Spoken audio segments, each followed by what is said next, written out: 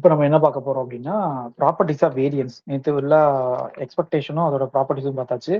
இப்போ நம்ம பார்க்க போறது என்ன அப்படின்னா வந்து ப்ராப்பர்ட்டீஸ் ஆஃப் வேரியன்ஸ். சரிங்களா? ஃபர்ஸ்ட் வேரியன்ஸ்க்கு ஃபர்ஸ்ட் ப்ராப்பர்ட்டி என்ன கொடுத்துருக்காங்கன்னு பாருங்க. If X is a random variable அப்படி இருந்துச்சு அப்படின்னா then variance of AX plus B அப்படின்னா என்ன ஆன்சர் கிடைக்கும்? இப்போ நம்ம எக்ஸ்பெக்டேஷனுக்கு என்ன பார்த்தோம்? எக்ஸ்பெக்டேஷன் ஆஃப் ஏஎக்ஸ் பிளஸ் பியா இருந்தா அது எப்படி எழுதிக்கலாம்? A expectation of X plus பின்னு எழுதிக்கலாம்னு சொல்லி படிச்சோம். இங்க என்ன சொல்றாங்கன்னு பாருங்க. ஏஎக்ஸ் பிளஸ் பியா இருந்துச்சு அப்படின்னா இந்த ஏ வெளியே வரும்போது என்னவா மாறுது? ஏ ஸ்கொயரா மாறுது. நோட் பண்ணிக்கோங்க. சரியா? ஏங்கிறது என்னவா மாறுது? ஏ ஸ்கொயரா மாறுது. அதே இது இந்த பி பாத்தீங்கன்னா இல்லாம போயிருது. இந்த பி என்ன ஆயிருது? இல்லாம போயிருது. சரிங்களா? இந்த பி வந்து இங்க வரவே வரல. அதாவது ஜீரோ ஆயிருதுன்னு அர்த்தம். சரிங்களா? அடுத்தது பாருங்க. If P equal to zero, இதுல பி ஈக்குவல் டு ஜீரோ போட்டா என்ன கிடைக்கும்? Variance of AX equal to A square variance of X. இது என்ன மீன் பண்ணுதுன்னா the variance is not independent of change of scale. Change of ஸ்கேல்னா உங்களுக்கு தெரியும். நம்ம என்ன பண்றது? இப்ப நமக்கு இந்த 5 10 15 இருக்கும்ல, இதை 5 ஆல் டிவைட் பண்ணா என்ன ஆகும்? 1 2 3 மாறுமா? இதுக்கு பேர் தான் சேஞ்ச் ஆஃப் ஸ்கேல். சரிங்களா? இந்த சேஞ்ச் ஆஃப் ஸ்கேல் நீங்க பண்ணீங்க அப்படின்னா அது இண்டிபெண்டா இல்ல. அப்ப இண்டிபெண்டா என்ன மீனிங்? இப்ப ஏதோ ஒரு ஃபங்க்ஷன் இருக்கு. சரிங்களா? அப்ப ஏ எக்ஸ் நான் பார்த்தேன் அப்படின்னா சரிங்களா, அதோட வேல்யூ எஃப் ஆஃப் எக்ஸே கிடைச்சது அப்படின்னா இது வந்து என்ன சொல்லுவாங்கன்னா இண்டிபெண்டன்ட் ஆஃப் சேஞ்ச் ஆஃப் ஸ்கேல்னு பேரு. புரியுதா? ஏதோ ஒரு நம்பரை மல்டிப்ளை பண்ணி நீங்க திரும்ப செக் பண்ணீங்கன்னா அதோட வேல்யூ வந்து சேஞ்ச் ஆகல அப்படின்னா அதுக்கு பேர் வந்து independent of change of scale. ஆனா இங்க என்ன ஆகுது அப்படின்னா நீங்க ஏஐ மல்டிப்ளை பண்ணா அது வெளியே என்னவா வருது? ஏ ஸ்கொயரா வருது. அதனால variance is not independent of change of scale. சரிங்களா? அடுத்ததுல என்ன பண்றாங்கன்னா இது ஜீரோ ஆக்கிடுறாங்க. அதாவது இந்த டேர்ம் இல்லாம கொண்டு வந்துடுறாங்க. வெறும் பி மட்டும். வெறும் பி மட்டும்னா ஆன்சர் ஜீரோ வருது. அப்ப வேரியன்ஸ் ஆஃப் அ கான்ஸ்டன்ட் வந்து is zero. Variance of a constant is zero. அடுத்தது இதே இது A equal to 1. A equal to என்னது? வெறுமனே எக்ஸ் பிளஸ் பி. அப்ப எக்ஸ் பிளஸ் பியோட வேரியன்ஸ் என்ன வருது? வேரியன்ஸ் ஆஃப் எக்ஸ் மட்டும் வருது. அதாவது முன்னாடி சொன்னது இதை யூஸ் பண்ணா ஆட்டோமேட்டிக்கா வந்துடும். இப்போ வி ஆஃப் எக்ஸ் பிளஸ் பின்னா இது எப்படி எழுதலாம்? V of X plus V of பின்னு எழுதலாம். பட் வி ஆஃப் பி என்னது? ஜீரோ. அப்ப வி ஆஃப் எக்ஸ் மட்டும் தான் வரும். அப்ப variance is independent of change of origin. புரியுதா? நீங்க ஆரிஜினை சேஞ்ச் பண்றதுனால உங்களுக்கு வேல்யூ என்ன பண்ண போறது இல்ல, மாற போறது இல்ல. அதனால இதுக்கு பேர் என்ன அப்படின்னா variance is independent of change of origin. அப்ப இந்த மூணு ரிசல்ட்ல இருந்து என்ன சொல்ல வராங்கன்னா variance is independent of change of origin but not scale அப்படின்னு சொல்றாங்க. சரிங்களா? இப்ப என்னோட கொஸ்டின் என்னன்னா எக்ஸ்பெக்டேஷன் எப்படி என்ன சொல்வீங்க? எக்ஸ்பெக்டேஷனுக்கு என்ன சொல்வீங்க? இதே மாதிரி சொல்றாங்க இண்டிபெண்டன்ட் ஆஃப் ஆரிஜினா இல்ல not independent of change of ஆரிஜினா?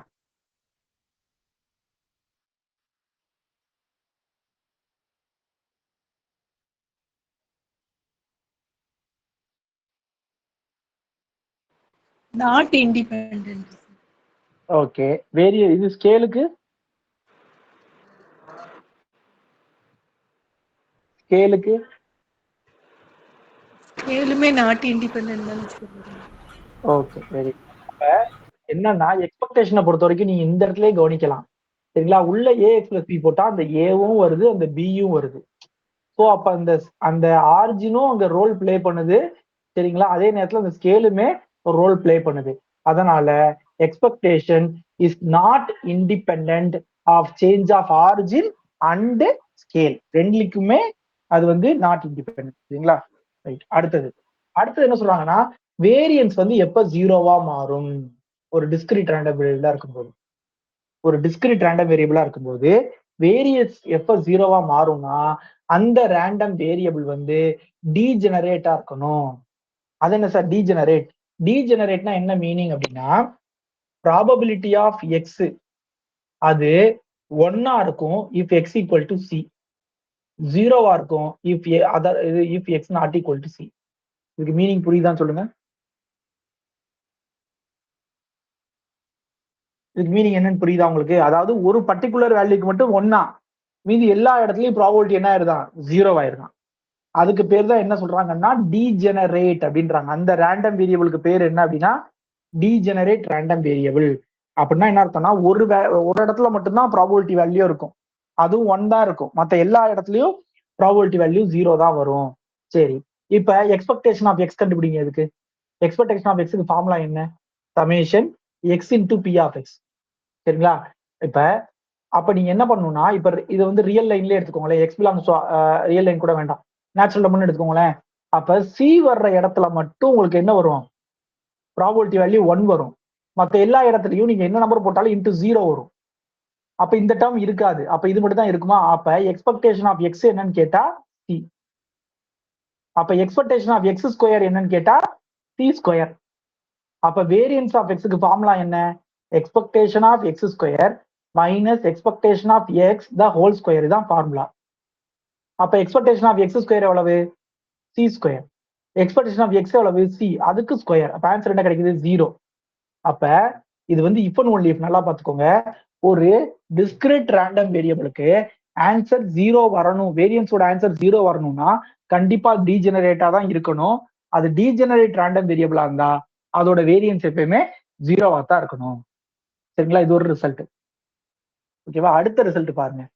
Continuous random வேரியபிளா இருந்தா கண்டிப்பா வேரியன்ஸ் என்னவா தான் இருக்குமா? நாட் ஈக்குவல் டு 0வா தான் இருக்கும் அப்படின்றாங்க. சரிங்களா? கண்டினியூஸ் ரேண்டம் வேரியபிளா இருந்தா கண்டிப்பா என்ன சொல்றாங்க? வேரியன்ஸ் வந்து நாட் ஈக்குவல் டு 0வா தான் இருக்கும் அப்படின்றாங்க. சரியா? அடுத்தது கோவேரியன்ஸ். கோவேரியன்ஸ்னா என்ன? அதாவது இந்த கோவேரியன்ஸையும் கார்லேஷனையும் கொஞ்சம் தெளிவா பார்த்துக்கோங்க. ஏன்னா கார்லேஷன் ஃபார்முலா என்ன? Covariance of X comma Y divided by sigma X and sigma ஒய்னு படிப்போம். இந்த கோவேரியன்ஸையும் இந்த கார்லேஷனையும் நல்லா தெளிவா புரிஞ்சுக்கோங்க. ஏன்னா இது ரெண்டுமே கிட்டத்தட்ட ஒரே வேலையை தான் பார்க்க போகுது. இது என்ன பண்ண போகுதுன்னா கோவேரியன்ஸ், அதாவது ரெண்டுக்கும் இல்ல இருக்கக்கூடிய காமனான வேரியன்ஸ்ன்ற பேரு. அப்ப வேரியன்ஸ்னா என்ன அர்த்தம்? எவ்வளவு வேரி ஆகுதுன்ற மாதிரி. அப்ப நம்ம கார்லேஷன் என்ன சொல்லுவோம்? ஞாபகம் இருக்கா யாருக்காவது? கார்லேஷன் எதுக்கு யூஸ் பண்ணுவோம் தெரியுமா யாருக்காவது? கார்லேஷன் லைஸ் பிட்வீன் -1 to 1 சொல்லுவோம், ஞாபகம் இருக்கா? கார்லேஷன் எதுக்கு யூஸ் பண்ணுவோம்? ரேங்க் இல்ல, ஜென்ரலா அது நிறைய கார்லேஷன் இருக்கு. நான் இப்ப correlation of X comma Y is equal to 1 அப்படின்னா என்ன மீனிங்?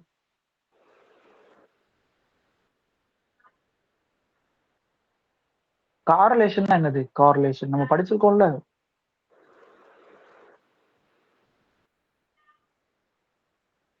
அதாவது கார்லேஷன்னா என்னன்னா ரெண்டு ரேண்டம் வேரியபிளுக்கு இடையில கூடிய ரிலேஷனை பத்தி பேசுறது.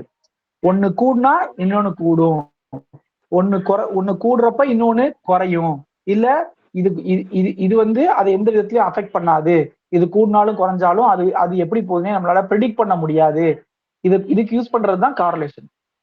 கார்லேட் பண்ணுங்கன்னு சொல்லுவாங்கல்ல. கார்லேட் கார்லேட்னா என்ன அர்த்தம்? இதே அதையும் கார்லேட் பண்ணுங்க அப்படின்னு சொல்லுவாங்கல்ல. அந்த மீனிங் தான். கார்லேஷன் எதுக்கு யூஸ் பண்றாங்க அப்படின்னா ரெண்டு வேரியபிளோட ரிலேஷன்ஷிப்பை பத்தி பேசுறது. சரியா? இப்ப கார்லேஷன் வேல்யூ 1 இருந்துச்சுன்னா என்ன மீனிங் அப்படின்னா எக்ஸ் கூடுனா ஒய்யும் கூடும். அது எந்த அளவு கூடும் அப்படின்னா 1ங்கிறது பர்ஃபெக்ட்னு சொல்லுவாங்க. சரிங்களா? 1ங்கிறது என்ன சொல்லுவாங்கன்னா பர்ஃபெக்ட்னு சொல்லுவாங்க. இப்ப எக்ஸாம்பிள், இப்ப எக்ஸ் வந்து 1 2 3ன்னு வச்சுக்கோங்களேன். 1 2 3 4னா ஒய்யோட வேல்யூ 2 4 6 8 இந்த மாதிரி இருந்துச்சுன்னா இது ரெண்டுக்கு நீங்க கார்லேஷன் பாத்தீங்கன்னா 1 தான் கிடைக்கும். இதெல்லாம் பார்த்தோன்னு அப்படியே சொல்லணும். இதே இது இப்படி இருக்கிறதுக்கு பதிலா 2 3 6 8 இப்படி இருக்குன்னு வச்சுக்கோங்களேன். இப்ப இது கார்லேஷன் ஆகும்னா 1 விட கொஞ்சம் குறையும். நான் சொல்ற மீனிங் புரியுதா உங்களுக்கு? ஏன் 1 விட கொஞ்சம் குறையும் அப்படின்னா இங்க வந்து 2ஓட மல்டிபிளா இருக்கு, எல்லாமே 2ஓட மல்டிபிளா இருக்கு. ஆனா 2க்கு மட்டும் பாருங்களேன். இது வந்து 1க்கு, அதாவது 1ல இருந்து 2க்கு ரைஸ் ஆகும்போது இது ஒரு ஸ்டெப் ரைஸ் ஆகுது. 2ல இருந்து 3க்கு ஒரு ஸ்டெப் ரைஸ் ஆகும்போது இங்க 3 ஸ்டெப் ரைஸ் ஆகுது. ஸோ அப்ப கிட்டத்தட்ட பாத்தீங்கன்னா எல்லாம் ஒரே மாதிரி தான் இருக்கு. பட் இந்த 2க்கும் 3க்கும் இடையில இருக்கிறது மட்டும் மாறுதா? அப்ப இது ரெண்டுக்கும் கார்லேஷன் பாத்தீங்கன்னா ஒரு 0.8ஓ இல்ல 0.9ஓ வரும். இதே இது இப்படி இருக்குன்னு வச்சுக்கோங்களேன். இது ஒரு 1 2 3 4. அப்ப இதுக்கு வந்து இது 2 இது 3 இது 4 இது 8 இப்படி இருக்குன்னு வச்சுக்கோங்க. அப்பயும் கார்லேஷன் ஆகும்னா கொஞ்சம் குறையும், அவ்வளவுதான். இதே இது இங்க 1 இங்க 8. சரிங்களா? இங்க 2 இங்க வந்து ஒரு 4 இங்க 3 இங்க 6. சரிங்களா? அப்புறம் இங்க 4 இங்க 1. இப்ப பாத்தீங்கன்னா இந்த ரெண்டும் நெகட்டிவா இருக்கும், இந்த ரெண்டும் பாசிட்டிவா இருக்கும். அப்ப இந்த மாதிரி வந்துச்சுன்னா இது வந்து கார்லேட்டே பண்ண முடியாது அப்படிம்பாங்க. அப்ப அதோட வேல்யூ வந்து 0. நான் சொல்ற கான்செப்ட்ல உங்களுக்கு புரியுதா என்ன சொல்ல வரேன்னு? கார்லேஷன் புரியுதா?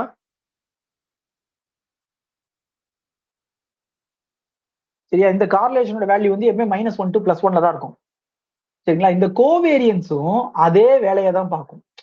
சரிங்களா? இந்த கோவேரியன்ஸும் அதே வேலையை தான் பார்க்கும். பட் ரெண்டுக்கு என்ன டிஃபரன்ஸ் அப்படின்னா, இது வந்து நார்மலைஸ்டு வேல்யூ. இது கார்லேஷன் வந்து நார்மலைஸ்டு வேல்யூ. நார்மலைஸ்ட்னா என்ன சொல்லுவோம்? -1 to +1க்குள்ள இருக்கிறதுனால. சரிங்களா? ஆனா இந்த கோவேரியன்ஸ்ன்றது அப்படி கிடையாது. 4 வரலாம், -7 வரலாம், -5 வரலாம், 3 வரலாம், என்ன வேணா வரலாம். ஓகேவா? அதனாலதான் நம்ம என்ன பண்றோம், இந்த கோவேரியன்ஸை ஸ்டாண்டர்டைஸ், அதாவது நார்மலைஸ் பண்றதுக்காகத்தான் நம்ம 2 வேரியன்ஸையும் டிவைட் பண்ணுவோம். புரியுதா? அந்த கோவேரியன்ஸை நம்ம ஒரு நார்மலைஸ் பண்றதுக்காகத்தான் அதுல என்ன பண்றோம், 2 வேரியன்ஸையும் டிவைட் பண்ணும்போது தான் அது -1ல இருந்து +1க்குள்ள மாறுது. சோ இது ரெண்டுமே கிட்டத்தட்ட ஒரே வேலையை தான் பாக்குது. ஆனா இது நார்மலைஸ்டு ஒன், அது நார்மலைஸ் பண்ணாதது.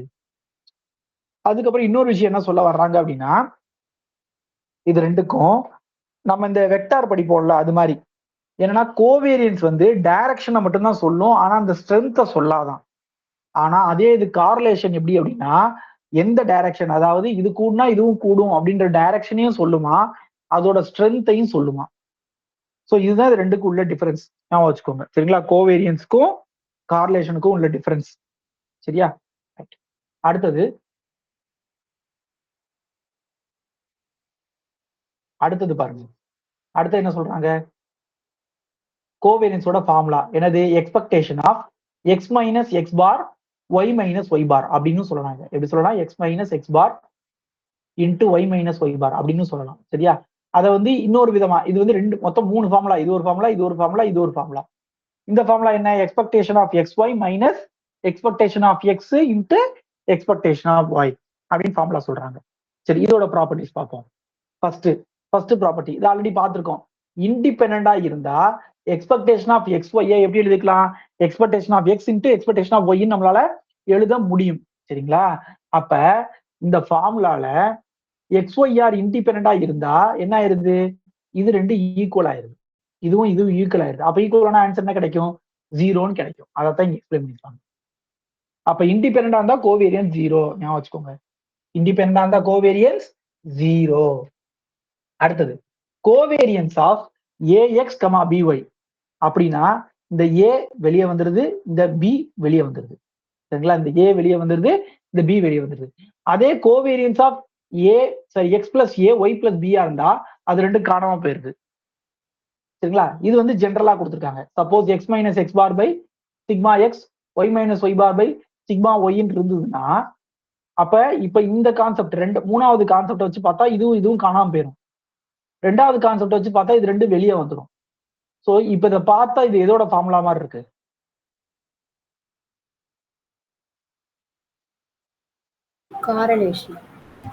கார்லேஷனோட ஃபார்முலா மாதிரி இருக்கு. ஸோ கார்லேஷனுக்கு இந்த மாதிரியும் ஃபார்முலா எழுதிக்கலாம் அப்படின்றத நீங்க பாத்துக்கோங்க. ஓகேவா? அடுத்தது covariance of AX plus B comma CY plus D. இதுவும் நம்ம ஆல்ரெடி பார்த்தது, மேல பார்த்ததுதான். இதுவும் வேனிஷ் ஆயிரும், இது ரெண்டு வெளியே வந்துடும். அடுத்தது இங்க இவ்வளவு நேரம் நம்ம கான்ஸ்டன்ட்டை வச்சு நம்ம பேசிட்டு இருந்தோம். ஆனா இங்க பாருங்க, நீங்க அடிஷன்ல 2 ரேண்டம் வேரியபிளையே கொடுத்துருக்கீங்க. அப்ப கோவேரியன்ஸ் ஆஃப் எக்ஸ் பிளஸ் ஒய்ங்கிறது எப்படி எழுதிக்கிறாங்க பாருங்க. Covariance of X comma Z plus covariance of Y comma Z. அப்ப இந்த எக்ஸையும் இசட்டையும் ஒரு தடவை, இந்த ஒய்யும் இசட்டையும் ஒரு தடவை அப்படி எழுதிக்கலாம் அப்படின்றாங்க. சரிங்களா? அடுத்தது என்ன இருக்கு? Covariance of AX plus BY comma CX plus DY. இது எப்படின்னா நம்ம ஆர்டினரி மல்டிப்ளை பண்ணுவோம்ல அது மாதிரி. அப்ப ஆர்டினரி மல்டிப்ளை பண்ற மாதிரி எப்படி எழுதணும்? இப்ப covariance of AX comma CX plus covariance of AX comma DY plus covariance of BY comma AX plus covariance of BY comma DY. இப்ப இது ரெண்டு ஏவை காமனா, ஏயும் சியும் காமனா வந்துருமா? வெளியே வந்துருமா? அப்ப covariance of X comma X plus இது ரெண்டுலயும் ஏயும் டியும் வெளியே வந்துருமா? So covariance of X comma Y. இது ரெண்டுலயும் என்ன வந்துரும்? ஏபி வந்துருமா? ஸோ ஏபி வந்து கோவேரியன்ஸ் ஆஃப் ஏபியா கரெக்டா போட்டுருக்கேன்னா இது தப்பா போடுறேன்னா பி இது சி. சரியா? இது சி. அப்ப BC covariance of Y comma X plus BD covariance of Y comma Y. சரி, இப்போ covariance of X comma X என்ன வரும்? இந்த ஃபார்முலா அப்ளை பண்ணுங்க. எக்ஸும் ஒய்யும் எக்ஸ் தான். அப்ப என்ன ஆகும்? எக்ஸ்பெக்டேஷன் ஆஃப் எக்ஸ் ஹோல் ஸ்கொயர்னு எழுதிக்கலாமா? சரி, இது இல்ல, இது தப்பா இருக்குது. இது வந்து இது கிடையாது, இங்க இருக்கிறத பாருங்க. அப்ப முதல் இருக்கிறது என்ன கிடைக்கும்? எக்ஸ்பெக்டேஷன் ஆஃப் எக்ஸ் ஸ்கொயர்னு கிடைக்கும். அடுத்தது எக்ஸ்பெக்டேஷன் ஆஃப் எக்ஸ் ஹோல் ஸ்கொயர்னு கிடைக்கும், which is equal to sigma X. கரெக்டா? which is equal to sigma X. அப்ப கோவேரியன்ஸ் ஆஃப் எக்ஸ் கமா எக்ஸ்ங்கிறது என்னது? Sigma X square. இந்த இருக்கா? அதாவது variance sigma X square. Sigma X போட்டேன், சிக்மா எக்ஸ் ஸ்கொயர். ஏன்னா வேரியன்ஸ் தான் கிடைக்கும். சரியா? அதே மாதிரி அடுத்து இந்த கடைசி டேர்ம் என்னவாயிரும்? சிக்மா ஒய் ஸ்கொயர் ஆயிரும். சரி, அடுத்தது கோவேரியன்ஸ் ஆஃப் எக்ஸ் ஒய்யும் கோவேரியன்ஸ் ஆஃப் ஒய் எக்ஸும் சேமா? சேமா இல்லையா?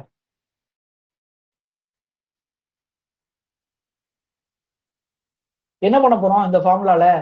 எக்ஸ்பெக்டேஷன் ஆஃப் ஒய் எக்ஸ்னு எழுத போறோம், minus expectation of Y into expectation of எக்ஸ்னு எழுத போறோம். ஸோ இது பாசிபிள் தான். சரிங்களா? அப்ப அந்த கான்செப்டை யூஸ் பண்ணி என்ன பண்றோம்? இங்க இருக்க எக்ஸ் ஒய் இங்க இருக்க ஒய் எக்ஸும் சேம், அதனால அதை ரெண்டையும் ஆட் பண்ணிக்கிறோம். ஸோ ஏடி பிளஸ் பிசி வந்துருச்சா? ஸோ இதை பார்த்துக்கோங்க, இது ஒரு முக்கியமான ஃபார்முலா. அடுத்தது if X and Y are independent. இது மேலேயே பார்த்துட்டோம். எக்ஸ் அண்ட் ஒய் ஆர் இண்டிபெண்டா இருந்தா covariance zero, but the converse is not true. அப்ப ஜீரோவா இருந்தா இண்டிபெண்டா அப்படின்னு கேட்டா அது இண்டிபெண்டா இருக்கணும்னு அவசியம் இல்லை அப்படின்றாங்க. சரியா? இப்ப என்னோட கொஸ்டின் என்ன அப்படின்னா, கோவேரியன்ஸ்க்கு இது சேஞ்ச் ஆஃப் ஸ்கேலும் ஆரிஜினும் இண்டிபெண்டா இல்லையா?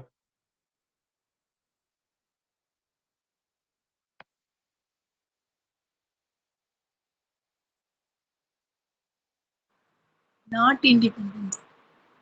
எது ma'am not independent?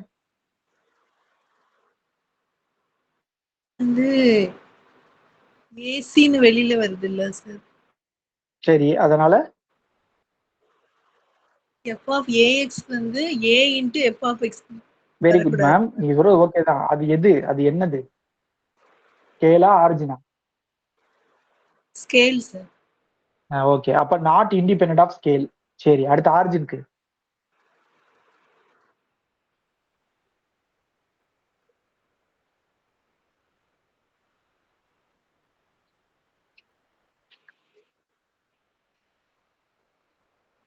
ஆரிஜினுமே not independent தான் சார்.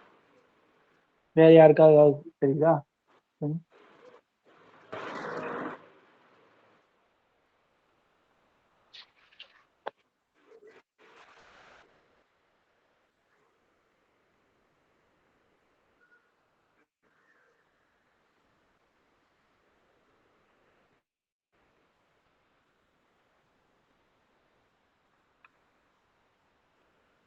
மூணாவது என்ன சொல்லுது? மூணாவது ரிசல்ட்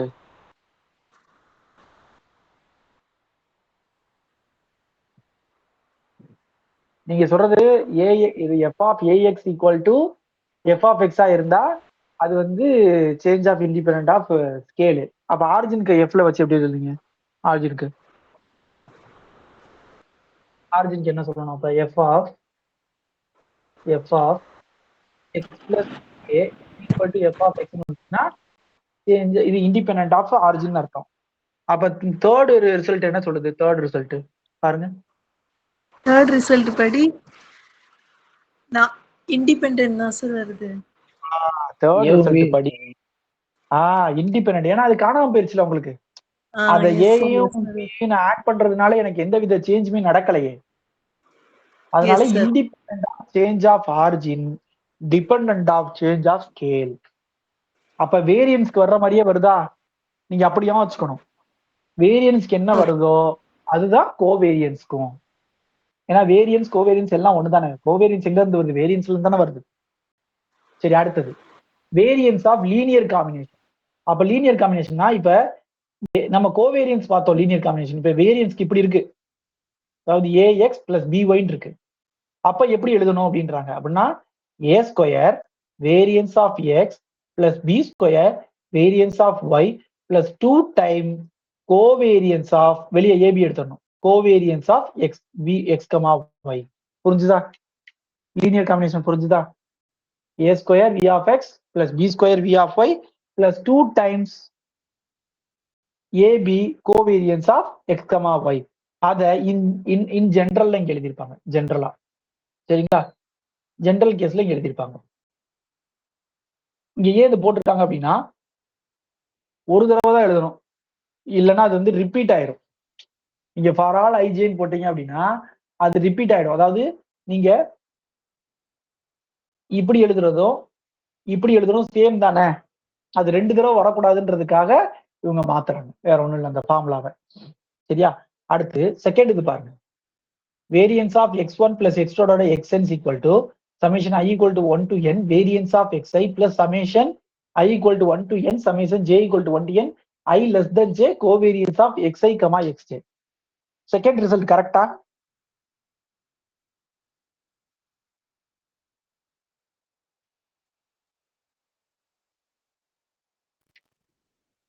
செகண்ட் ரிசல்ட் கரெக்டா? 2 பாத்தீங்களா? நான் எழுதும்போது நான் மிஸ்டேக் பண்ணியிருக்கேன். இந்த இடத்துல ஒரு 2 வரணும். ஏன்னா இதுக்கு என்ன வித்தியாசம்? அந்த ஏஐ வேல்யூ வந்து 1, அப்ப அதை இங்க போட்டா இங்க 1, அதை இங்க போட்டா இங்க 1. ஆனா இந்த 2 எழுதாம விட்டுருக்கேன் பாருங்க. சரிங்களா? அதனால கொஞ்சம் தெளிவா பாத்துக்கோங்க. சரியா? புக்கை வச்சு எப்பயுமே ஒரு தடவை ரீட் பண்ணிருங்க.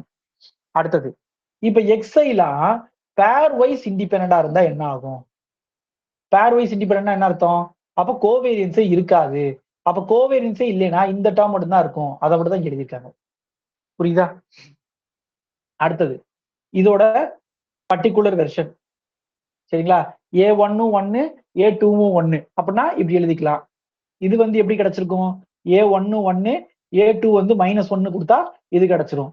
அப்ப x1 plus x2 இருந்தா variance of x1 plus variance of x2 plus 2 times covariance of x1 x1 எழுதிக்கலாம். Variance of x1 minus x2 இருந்தா variance of x1 plus variance of x2 minus 2 times of covariance of x1 x2 எழுதிக்கலாம். ஓகேவா? அடுத்து problems. எத்தனை? 3 problem இருக்கு. Okay, 3 problem பார்ப்போம். இப்போ first problem என்ன கொடுத்துருக்காங்க அப்படின்னா, எக்ஸ்ங்கிறது ஒரு ரேண்டம் வேரியபிள், அதோட ப்ராபபிலிட்டி டென்சிட்டி ஃபங்க்ஷன் கொடுத்துருக்காங்க, ப்ராபபிலிட்டி ஃபங்க்ஷன் கொடுத்துருக்காங்க, ப்ராபபிலிட்டி மாஸ் ஃபங்க்ஷன் கொடுத்துருக்காங்க அவங்க.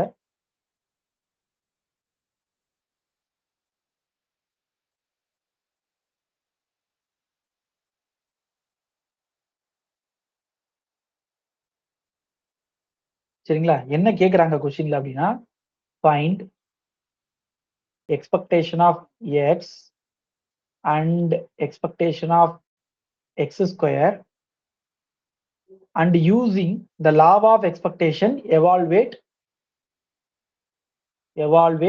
expectation of 2x plus 1 the whole square கேக்குறாங்க. சரி, டக்குன்னு சொல்லுங்க, இதுக்கு எக்ஸ்பெக்டேஷன் ஆஃப் எக்ஸோட வேல்யூ என்ன வரும்? எக்ஸ்பெக்டேஷன் ஆஃப் எக்ஸோட வேல்யூ என்ன வரும்? நேரம் செய்ய ஆரம்பிச்சிடணும். ஓகே, -3/6 அடுத்தது +6/2 plus 6/2 +9/3 plus 9/3 is equal to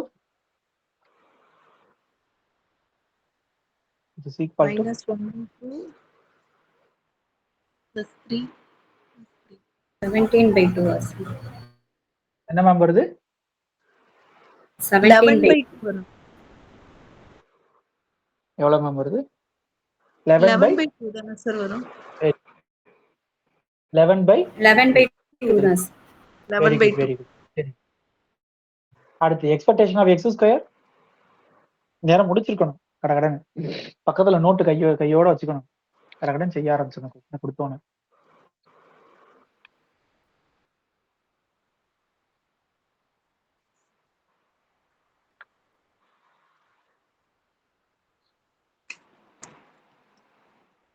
செஞ்சு சொல்லுங்க, நான் எழுத போறது இல்ல. ஃபாஸ்டா செஞ்சு யாராவது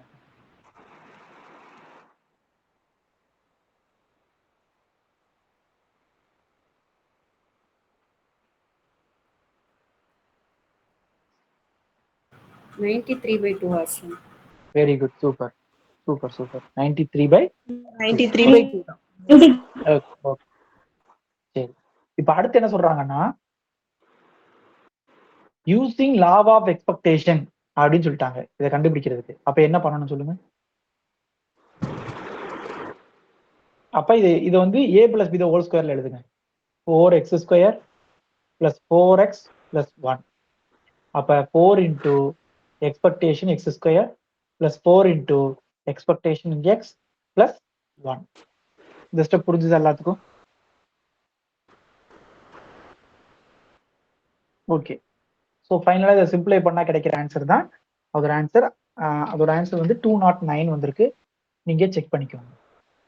ஸோ ஃபர்ஸ்ட் ப்ராப்ளம் இதோட அடுத்து செகண்ட் ப்ராப்ளம் என்ன அப்படின்னா, find the expected of number of the number on a dice when thrown. அதாவது find the expected of the number on a dice when thrown. அதாவது ஒரு டைஸை த்ரோ பண்ணா என்ன நம்பர் வரும் அப்படின்னு நம்ம எக்ஸ்பெக்ட் பண்ணலாம் அப்படின்னு கேட்டிருக்காங்க. இந்த மேக்சிமம் இந்த எக்ஸ்பெக்டட்னு வந்துட்டாலே அது வந்து எக்ஸ்பெக்டேஷனை மீன் பண்றாங்க. சரிங்களா? ரைட். அப்ப இங்க ஒரு டைஸை த்ரோ பண்றாங்கன்னு சொல்லிட்டாங்க. அப்ப ஒரு டைஸை த்ரோ பண்ணா என்னென்ன வேல்யூ வரலாம் சொல்லுங்க. 1 2 3 4 5 5 6 1 to 6 வரும். 3. ஓகே. ஒவ்வொன்றுக்கும் ப்ராபபிலிட்டி என்ன வரும்? 1/6. ஓகே, 1/6. அவங்க என்ன கேட்டிருக்காங்க? எக்ஸ்பெக்டட் வேல்யூ கேட்டிருக்காங்க. எக்ஸ்பெக்டட்னா என்ன அர்த்தம்? xi into pa. Expectation of x, which is equal to summation I equal to 1 to 6. சரிங்களா? xi into pi. அப்ப என்ன வரும்? 1/6, 2/6, 3/6, 4/6, 5/6, 6/6. கரெக்டா? மல்டிப்ளை பண்ணி எழுதியிருக்கேன் ரெண்டையுமே. ஸோ அப்போ இதெல்லாம் ஆட் பண்ணி சிம்பிளை பண்ணா ஃபைனல் ஆன்சர் வந்து 7/2 அப்படின்னு கிடைக்குது. அப்ப என்ன சொல்றாங்கன்னா, எதிர்பார்க்கிற நம்பர் வந்து 3.5 வரும் அப்படின்றாங்க. எதிர்பார்க்கிற நம்பர் என்ன வரும்ன்றாங்க? 3.5. இது வந்து செகண்ட்ல ஏ கொஸ்டினோட ஆன்சர். இப்ப செகண்ட்ல பி கொஸ்டினோட ஆன்சர் என்னன்னு பாருங்க. பி கொஸ்டின் என்ன கேக்குறாங்க பாருங்க. இதே இது 2 டைஸ் த்ரோ பண்ணா, எத்தனை டைஸ்? 2 டைஸை த்ரோ பண்ணிட்டு எக்ஸ்பெக்டட் வேல்யூ ஆஃப், அவங்க கேட்கறது expected value of sum of numbers கேட்டிருக்காங்க. என்ன கேட்டிருக்காங்க? sum of numbers. அப்ப sum of numbersனா sum பண்ணா என்ன நம்பர் வருமோ அதுக்கு எக்ஸ்பெக்டேஷன். சரி, அப்ப sum பண்ணா என்னென்ன நம்பர் வரும்? 2ல இருந்து 12 வரைக்கும். Okay, very good. 2ல இருந்து அப்படியே 12 வரை. ஓகே. இப்ப 2 வர்றதுக்கு ப்ராபபிலிட்டி என்ன? 1/36. Very good, 1/36. ஏன் 1/36 இருக்கு? 2 வரணும்னா ஒரே ஒரு பாசிபிலிட்டி, என்னது? 1,1. சரி, 3 வர்றதுக்கான ப்ராபபிலிட்டி 2/36. Very good, 2/36. அடுத்து 4 வர்றதுக்கு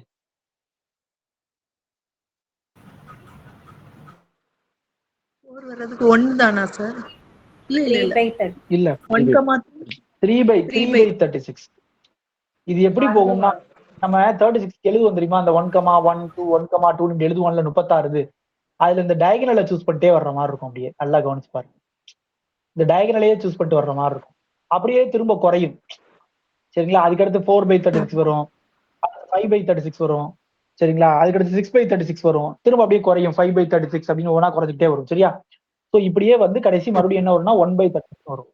இப்ப இதுக்கு எக்ஸ்பெக்டட் வேல்யூ கேக்குறாங்க. அப்ப என்ன பண்ணும், இதை ஒன்னையும் மல்டிப்ளை பண்ணி நம்ம ஆட் பண்ணணும். கரெக்டா? Yes sir. சோ இப்படி மல்டிப்ளை பண்ணி நீங்க ஆட் பண்ணீங்கன்னா ஃபைனல் ஆன்சர் உங்களுக்கு என்ன வரும்னா 7 வரும். ஆன்சர் என்ன வரும்? 7. ஓகேவா? அப்ப என்ன சொல்ல வர்றாங்க, நீங்க 2 டைஸை உருட்டும் போது அதோட சம் வந்து நீங்க என்ன எதிர்பார்க்கலாம் அப்படின்னா 7 எதிர்பார்க்கலாம் அப்படின்றாங்க. சரிங்களா? இப்ப இதை வச்சு ஜெனரலைஸ் பண்றாங்க. அதுதான் 3வது கொஸ்டின். 3வது கொஸ்டின் என்ன சொல்றாங்க அப்படின்னா, சப்போஸ் கொஸ்டின்ல 1 டை கரெக்டா, 2வது கொஸ்டின்ல 2 டை. இதே இது ஜெனரலா நீங்க n டைஸ் த்ரோ பண்ணீங்க அப்படின்னா அதுல சம் ஆஃப் பாயிண்ட்ஸ் அல்லது சம் ஆஃப் நம்பர்ஸ், சரிங்களா, சம் ஆஃப் பாயிண்ட்ஸ் கொடுத்தாங்க. சம் ஆஃப் பாயிண்ட்ஸ் அப்ப எக்ஸ்பெக்டேஷன் வேல்யூ என்ன வரும் அப்படின்னு கேட்டா அதுக்கு ஃபார்முலாவாவே கொடுத்துட்றாங்க. என்ன ஃபார்முலா அப்படின்னா 7n/2. இதை வச்சு கொஸ்டின் கேட்க வாய்ப்பு அதிகமா இருக்கு. ஏன்னா இது வந்து நானே ஒன்று ரெண்டு காம்படிட்டிவ் எக்ஸாம்பிள் பார்த்துருக்கேன் கொஸ்டின் பேப்பர்ல. இந்த 7n/2 வச்சு டைரக்டா கொஸ்டின் கேட்பாங்க. 5 டைஸை த்ரோ பண்ணா சம் ஆஃப் த பாயிண்ட்ஸ் அப்படின்னு கேட்பாங்க. அதாவது அதை செஞ்சு பார்க்க முடியாது, இந்த ஃபார்முலா தெரிஞ்சா தான் ஆன்சர் சொல்ல முடியும் அப்படின்ற மாதிரி கொஸ்டின் தான் கேட்பாங்க. சரிங்களா? ரைட். அப்படி இது கேட்கறாங்க. சரி, இப்ப இதை வச்சு நம்ம முதல்ல செக் பண்ணுவோமா? அப்ப 1 டையா இருந்தா என்ன வரணும் எக்ஸ்பெக்டேஷன்? 7/2. 7/2 வரும்.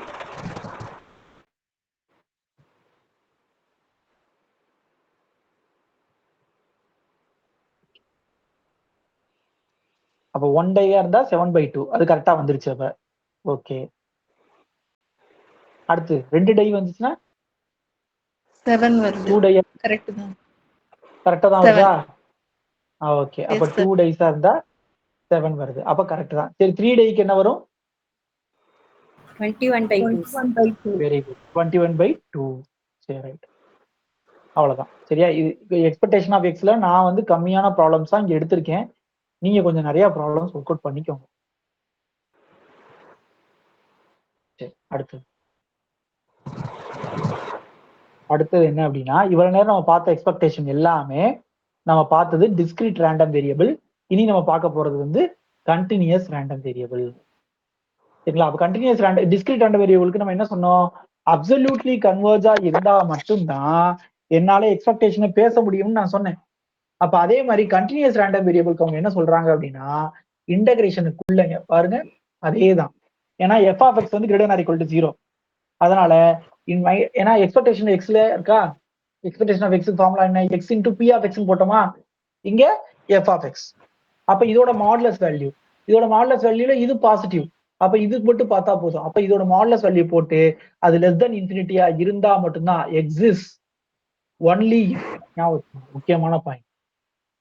சரிங்களா? அப்சல்யூட்லி கன்வர்ஜா இருந்தா மட்டும்தான் கண்டுபிடிக்க முடியும். அகைன் அதே கண்டிஷன் தான். சரி, அப்புறம் அங்க நம்ம சை ஆஃப் எக்ஸ் ஒண்ணு பார்த்தோம், ஞாபகம் இருக்கா?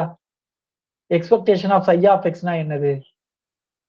அப்ப summation psi of X into P of X அப்படின்னு பார்த்தோம்ல. அதே மாதிரிதான் அங்க சைக்கு பதிலாக இங்க ஜி எக்ஸ்ன்னு கொடுத்துருக்காங்க. அப்ப ஜி எக்ஸா இருந்தா நீங்க என்ன பண்ணணும், எக்ஸ் இருக்கிற இடத்துல ஜி ஆஃப் எக்ஸ்ன்னு எடுக்கணும். மேக்ஸிமம் இந்த ஃபார்முலா நம்ம யூஸ் பண்ண மாட்டோம், இந்த ஃபார்முலா தான் யூஸ் பண்ணுவோம். சரிங்களா? ஓகே. இதே இது அவங்க என்ன சொல்றாங்கன்னா, சரிங்களா, இதே இது 2 வேரியபிளுக்கு, அதாவது ஜாயிண்ட் பிடிஎஃப்னு படிச்சோம்னா நம்ம அதுல எக்ஸ்பெக்டேஷன்னா வெறுமனே, அதாவது இப்ப எஃப் அதாவது எக்ஸ் ஒய்னு 2 இதுக்கு எக்ஸ்பெக்டேஷன் வந்து அவங்க இன்னும் பேசல. அதை விட வேற ஏதோ ஒரு ஃபங்க்ஷனுக்கு, அது ரெண்டும் கம்பைன் ஆகிற ஒரு ஃபங்க்ஷனுக்கு எக்ஸ்பெக்டேஷன் கேட்டா நல்லா கவனிங்க. இந்த இது எப்படி எழுதணும், இதை வந்து நீங்க எப்படி எழுதுங்க. அப்ப எக்ஸ்பெக்டேஷன் ஆஃப் இசட் எப்படி எழுதுவீங்க? Integral Z F of X comma Y DX டிஒய்னு எழுதுவீங்க. கரெக்டா? அந்த இசட்டுங்கிறது என்னதுங்க, H of X Y. So H of X Y F of X comma Y DX DY. So expectation எது கேட்டாலும் உள்ள இருக்கிறத ஒரு தடவை எழுதிட்டு அது எங்க இருக்கு, அதோட டிஸ்ட்ரிபியூஷன் என்ன அப்படிங்கிறத நீங்க வெளியே கொடுக்கணும். அது சிங்கிள் இன்டகரலா இருந்தா சிங்கிள் இன்டகரல், டபுள் இன்டகரலா இருந்தா டபுள் இன்டகரல், இல்ல அது வந்து ஒரு டிஸ்கிரிட்டா இருந்தா அது வந்து சமேஷன் அப்படிங்கறத நீங்க முடிவு பண்ணிக்கணும். சரிங்களா?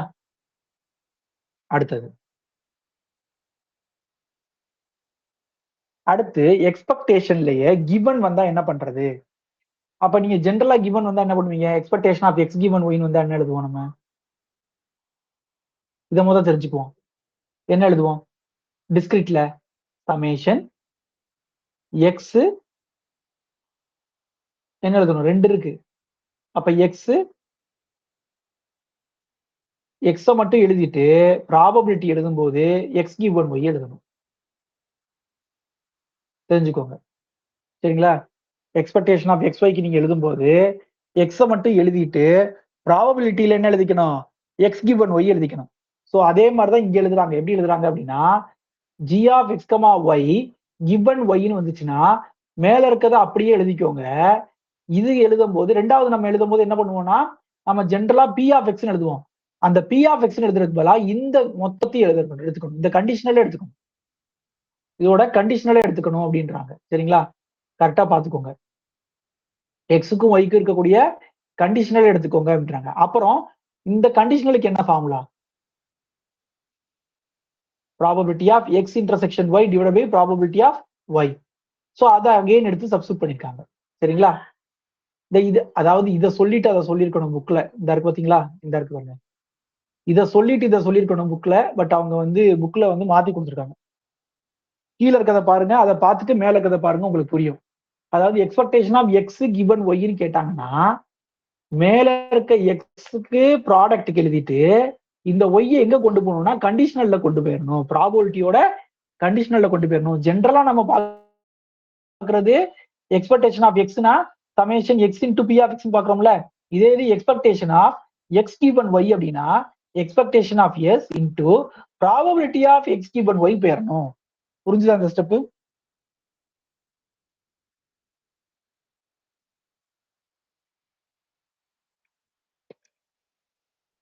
சரி. அப்ப இப்ப கீழே இருக்கிறத பார்த்துட்டு மேல இருக்கிறத பாருங்க, உங்களுக்கு தெளிவா புரியும். சரிதானா? அடுத்து இதே இது வேரியன்ஸ்க்கு எழுத சொன்னா எப்படி எழுதுறாங்கன்னு பாருங்க. வேரியன்ஸ்க்கு எப்படி எழுதுறாங்க பாத்தீங்களா? அவங்க வேரியன்ஸ் ஆஃப் எக்ஸ் கிவன் ஒய்னா நம்ம வேரியன்ஸ்க்கு என்ன ஃபார்முலா படிச்சிருக்கோம்? ஒன்னு இந்த ஃபார்முலா படிச்சிருக்கோம். இன்னொரு ஃபார்முலாவும் எழுதுவாங்க. என்ன ஃபார்முலா? இந்த ஃபார்முலா இன்னொரு ஃபார்முலாவும் எழுதுவாங்க. சோ இவங்க இந்த ஃபார்முலாவை யூஸ் பண்ணிருக்காங்க. தெரியுதா? எக்ஸ்பெக்டேஷன் ஆஃப் சரிங்களா X minus expectation of X போடணும். நான் முன்னாடி சொன்ன மாதிரி எக்ஸ்பெக்டேஷன் ஆஃப் எக்ஸ் போடாம கண்டிஷனலா யூஸ் பண்றாங்க. தெரியுதா? கண்டிஷனலை யூஸ் பண்ணி அதுக்கு ஸ்கொயர் போட்டுட்டு அகைன் கண்டிஷனல் போட்டுக்கிறாங்க. அதாவது இந்த எக்ஸ்பெக்டேஷனுக்கு ஒரு கண்டிஷனல், இந்த எக்ஸ்பெக்டேஷனுக்கு ஒரு கண்டிஷனல். நான் வச்சுக்கோங்க. சரிங்களா?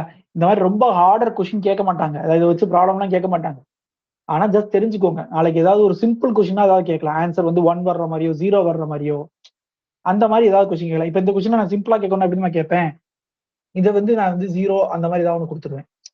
Expectation of X Y given ஒய்யை வந்து நான் 0ன்ற மாதிரி ஏதாவது ஒன்று கொடுத்துட்டேன்னு வச்சுக்கோங்களேன். அப்ப இது சிம்பிளிஃபைடா மாறிடும். சரிதா? கொடுத்தா என்ன வரும் யாருக்காவது தெரியுமா? இது 0 ஆச்சுன்னா என்ன ஆகும்? அப்ப என்ன கண்டுபிடிக்கணும்? Expectation of X square given Y equal to ஒய்ன்னு வரும். அப்ப அகைன் இந்த ஃபார்முலா யூஸ் பண்ற மாதிரி இருக்கும். அப்ப இங்க எக்ஸ் இருந்தா எக்ஸ் போடுறீங்க, எக்ஸ் ஸ்கொயர் இருந்தா எக்ஸ் ஸ்கொயர் போடணும். ஸோ அப்ப இந்த ஃபார்முலா அகைன் வரும். அப்ப இந்த ஃபார்முலால வேல்யூ கொடுத்துருந்தா நம்ம சீக்கிரம் கண்டுபிடிச்சிடலாம் வேரியன்ஸ். ஸோ அதனால பார்த்து வச்சுக்கோங்க. இதே இது கண்டினியூஸ்ல வந்தா மேல இருக்கிறது வந்து டிஸ்கிரீட். சரியா? இது வந்து டிஸ்கிரீட். இதே இது கண்டினியூஸ்ல வந்தா எப்படி எழுதுறாங்கன்னு பாருங்க. கண்டினியூஸ்ல வரும்போது என்ன பண்ணணும்? உள்ள இருக்கிறத அப்படியே எழுதிட்டு போடுற ப்ராபபிலிட்டி வந்து கண்டிஷனல் ப்ராபபிலிட்டி போடணும். மேல சொன்னது கரெக்டா மேட்ச் ஆகுதா? போடக்கூடிய ப்ராபபிலிட்டி வந்து கண்டிஷனல் ப்ராபபிலிட்டி. சரிங்களா? அதே போல ஒய் கிவன்னு கொடுத்ததுனால நீங்க எதை பொறுத்து இன்டகிரேட் பண்றீங்க? எக்ஸ பொறுத்து. ஞாபகம் வச்சுக்கோங்க. ஒய் கிவன்னு கொடுத்ததுனால நீங்க எதை பொறுத்து இன்டகிரேட் பண்றீங்க? எக்ஸ பொறுத்து இன்டகிரேட் பண்ணணும். அதே நேரத்துல இதுவும் நம்ம முன்னாடியே பார்த்தோம். எஃப் ஆஃப் எக்ஸ் கிவன் ஒய்க்கு ஃபார்முலா நம்ம முன்னாடியே பார்த்தோம். என்ன பார்த்திருக்கோம்? F of X comma Y divided by F of Y.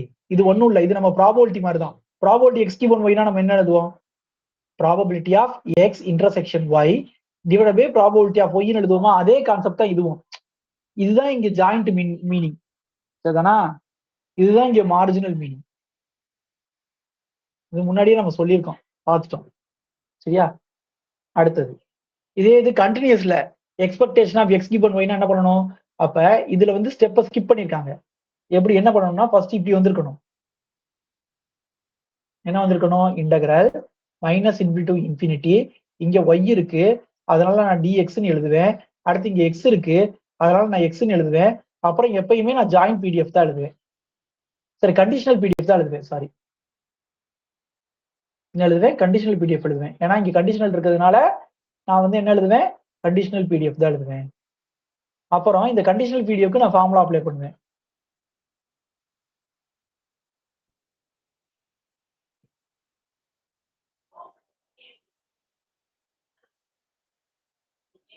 சரி, என்னோட கேள்வி, இதுக்கு பதிலா தானே நம்ம இதை ரீப்ளேஸ் பண்றோம்.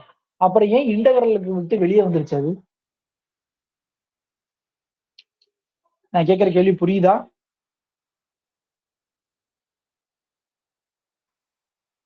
நான் கேட்கிற கேள்வி புரியுதா? சார் அதுல வந்து எக்ஸை பொறுத்து தான் இன்டெகிரேட் பண்றோம்ல சார் நியூமரேட்டர்ல. ஓகே, அதனால வந்து ஃபங்க்ஷன் ஆஃப் ஒய் அதனால வெளியே எடுத்துக்கலாமா sir? Very good, very good. அதாவது நம்ம இன்டகிரேட் பண்றது எக்ஸ பொறுத்து, ஆனா இதுல கீழே இருக்கிறது எதை பொறுத்து? என்ன இருக்கு? ஒய் மட்டும்தான் இருக்கு, அதனால நீங்க வெளியே எடுத்துக்கலாம். சரிதானா? ரைட். அடுத்ததை பாருங்க. அடுத்ததை பாருங்க. இதே இது ஒய் கிவன் எக்ஸா இருந்தா என்ன ஃபார்முலா? சரியா? இது நம்ம மேல பார்த்ததுதான். மேல பார்த்ததோட ஜென்ரல் பார்த்தோம்ல, அதே தான் இங்க கொடுத்துருக்காங்க. இது இது இதெல்லாம் அதே தான் வேரியன்ஸ். அடுத்து இந்த 2 பாயிண்ட் முக்கியம். இதெல்லாம் நீங்க படிச்சா தான் போட முடியும், எக்ஸாம் ஹால்ல செஞ்சுலாம் போட முடியாது. Expectation of X given Y பாத்தீங்கன்னா எக்ஸ்பெக்டேஷன் ஆஃப் எக்ஸ் தான் கிடைக்குமா, ஞாபகம் வச்சுக்கோங்க. இது வந்து ஒரு சம்மு, சரிங்களா? நம்ம அதை வந்து பார்க்க முடியாது, நீங்க ஃபுல்லா பார்க்க முடியாது. நீங்க இதை வந்து ஒரு ரிசல்ட்டா மனப்பாடம் பண்ணிக்கோங்க. எக்ஸ்பெக்டேஷன் ஆஃப் எக்ஸ் கிவன் ஒய்னு கேட்டா அதோட ஆன்சர் என்ன வருது? Expectation of X. அடுத்து expectation of variance of X Y, X given Y plus variance of expectation of X given Y. சரிங்களா? நல்லா பாருங்க, எக்ஸ்பெக்டேஷன் வேரியன்ஸ் இடம் மாத்திருக்காங்க. அப்ப என்ன ஆன்சர் கிடைக்குது? Variance of X. சரிங்களா? Variance of X. சரிங்களா? இதை ஃபார்முலாவா நம்ம பண்ணிக்கணும். அடுத்து ப்ராப்ளம். எக்ஸ்பெக்டேஷன்ல கண்டிப்பா கொஸ்டின் வரும். அட்லீஸ்ட் ஒரு கொஸ்டின் இல்ல மேக்ஸிமம் வந்து ஒரு 3 கொஸ்டின் வரை கூட கேட்கலாம். ஏன்னா அவ்வளவு இம்பார்ட்டன்ட் எக்ஸ்பெக்டேஷன்றது.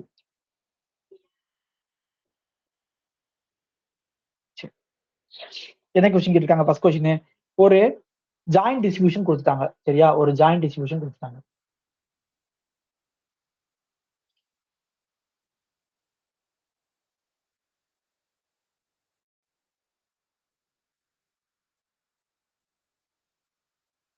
Question number 1.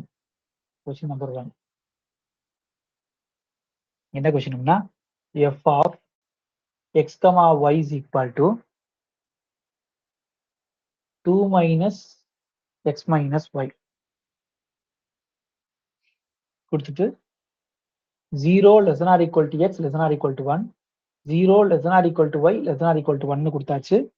அவங்க first marginal probability density function கேட்கறாங்க. ஃபர்ஸ்ட் மார்ஜினல் கேட்கறாங்க. மார்ஜினல் எப்படி கண்டுபிடிப்பீங்க? ஃபார்முலா என்ன?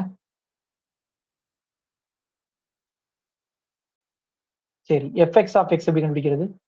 ஃபார்முலா என்ன?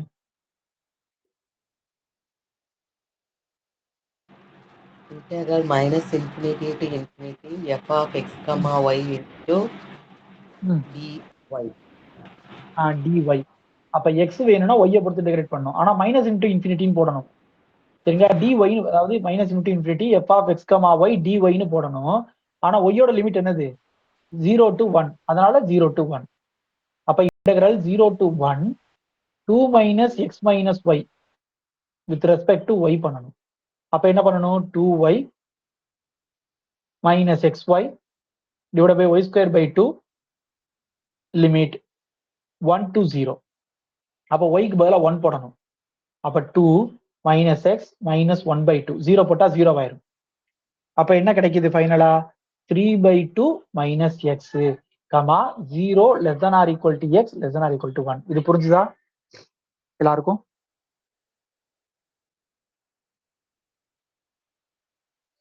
ஓகே. இதே இது அடுத்தது எஃப் ஆஃப் ஒய் அப்படின்னு கேட்டோம் அப்படின்னா அகெயின் 0 to 1 சரிங்களா, F of X comma Y டிஎக்ஸ்னு போடணும் சரிங்களா. அப்ப இதுக்கு நான் ஆன்சர் டைரக்டா போடுறேன். இதோட ஆன்சர் என்ன வரும்னா 3/2 மைனஸ் ஒய்ன்னு கிடைக்கும். ஓகேவா, 3/2 மைனஸ் ஒய்ன்னு கிடைக்கும். சரி, அடுத்த கொஸ்டின் என்ன கேட்டிருக்காங்க அதுல கண்டிஷனல் டென்சிட்டி ஃபங்க்ஷன் கண்டுபிடிச்சிருக்காங்க. கண்டிஷனல் இது வந்து ரோமன் லெட்டர் 1, ரோமன் லெட்டர் 2ல கண்டிஷனல் டென்சிட்டி ஃபங்க்ஷன். அப்ப கண்டிஷனல் டென்சிட்டி ஃபங்க்ஷன் மொத்தம் 2 வரும் இதுல சரிங்களா. கண்டிஷனல் டென்சிட்டி ஃபங்க்ஷன் வந்து மொத்தம் 2 வரும். மொதல் இருக்குது FX of X comma Y. இதோட ஃபார்முலா என்ன? இதோட ஃபார்முலா என்ன? இப்பதான் சொன்னேன், போன ஸ்லைட்ல கூட எழுதினேன்.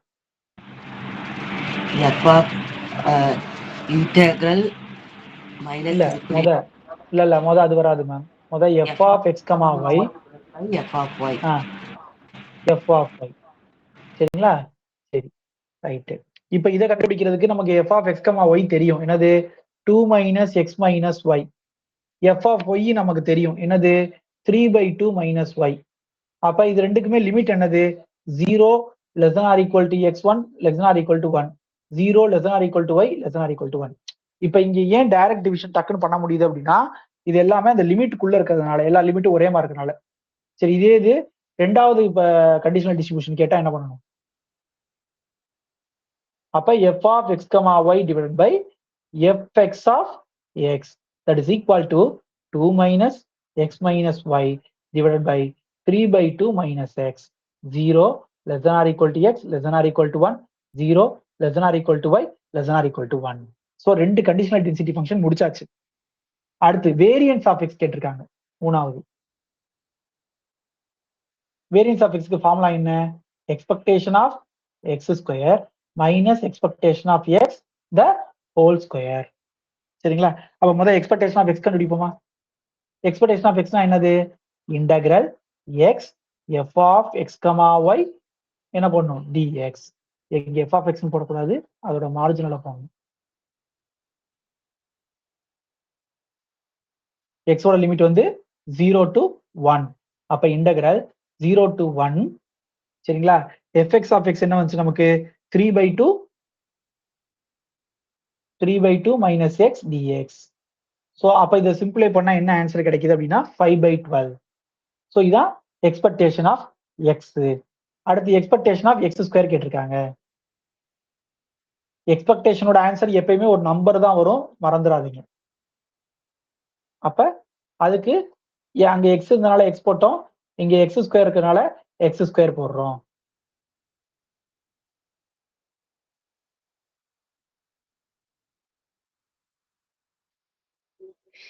இதோட ஆன்சர் என்ன கிடைக்குதுன்னா இதோட ஆன்சரும் 5/12 தான் கிடைக்குதான் சரிங்களா. இதோட ஆன்சர் வந்து 5/12 கிடைக்கல, இதோட ஆன்சர் வந்து 1/4.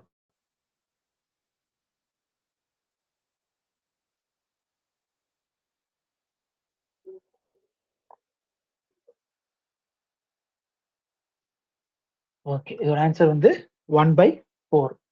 ஸோ இப்போ வேரியன்ஸ் கண்டுபிடிப்போம். அப்ப வேரியன்ஸ் ஆஃப் எக்ஸுக்கு ஃபார்முலாவோட நமக்கு தெரியும், என்னது expectation of X square minus expectation of இதுல ஸ்கொயர் வராது, expectation of X the whole square. So அப்ப இதை வந்து சிம்பிளை பண்ணா ஃபைனல் ஆன்சர் என்ன வருதுன்னா 1/16 வருது சரிங்களா. 1/16.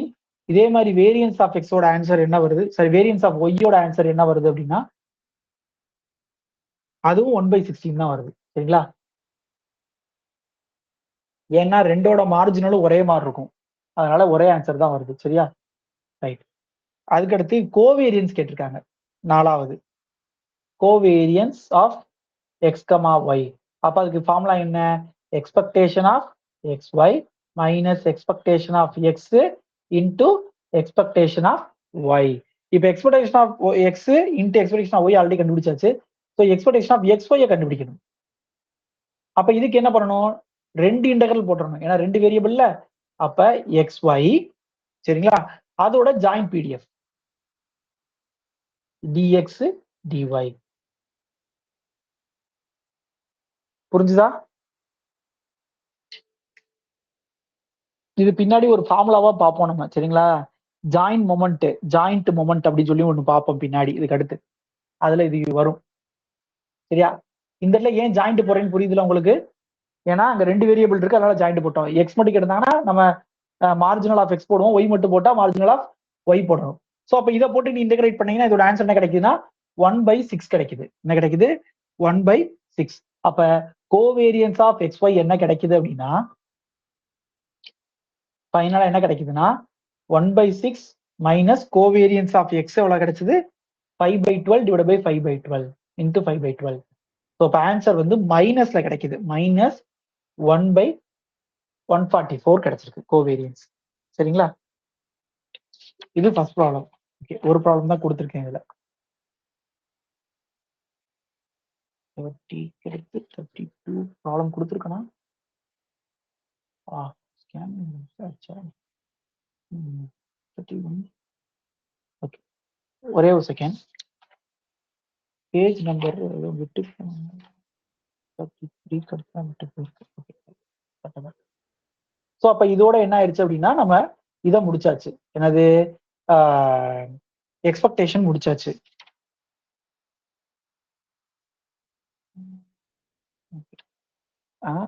இதுக்கு அடுத்து என்ன பண்றாங்கன்னா ஒரு இன்இக்வாலிட்டிஸ் பத்தி கொஞ்சம் பார்க்க போறோம்.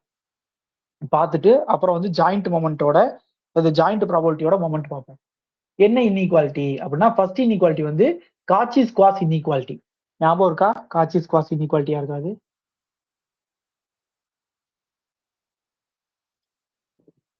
நம்ம இதுல பார்த்திருப்போம், ஃபங்க்ஷன் எஸ்எஸ்ல என்ன பார்த்தோம்? ஸ்குவாஸ் இன்இக்வாலிட்டியா இல்ல காச்சி ஸ்குவாஸ் இன்இக்வாலிட்டியா?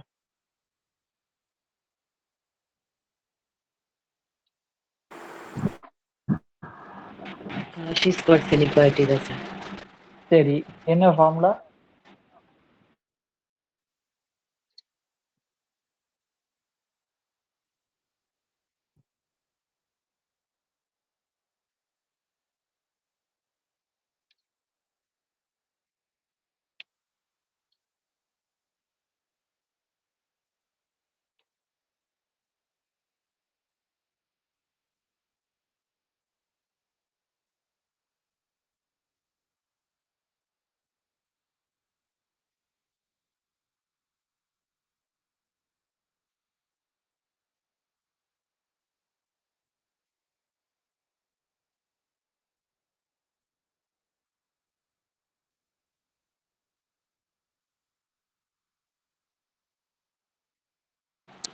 மாடுலஸ் போட்டு எழுதுவோமா sir? Summation I is equal to 1 to n modulus x by yi the whole square less than or equal to summation I is equal to 1 to n modulus xi square into summation I is equal to 1 to n modulus yi square.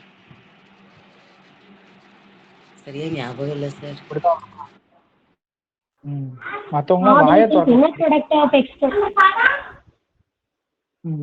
Modulus of inner whole square is less than or equal to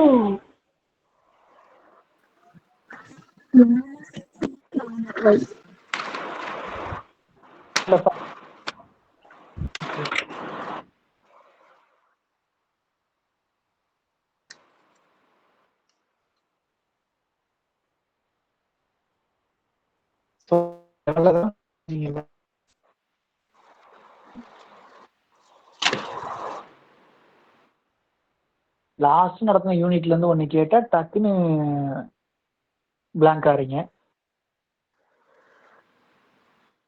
10 unit எப்படி படிப்பீங்க? ஒரு unit படிச்சுட்டா அதை அப்படி தூக்கி தூர வச்சிடுறது, திரும்ப எடுத்து recall பண்றதெல்லாம் கிடையாது.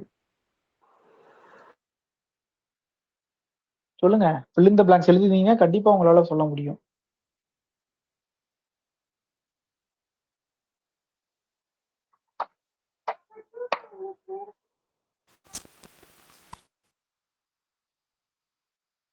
சொல்லுங்க.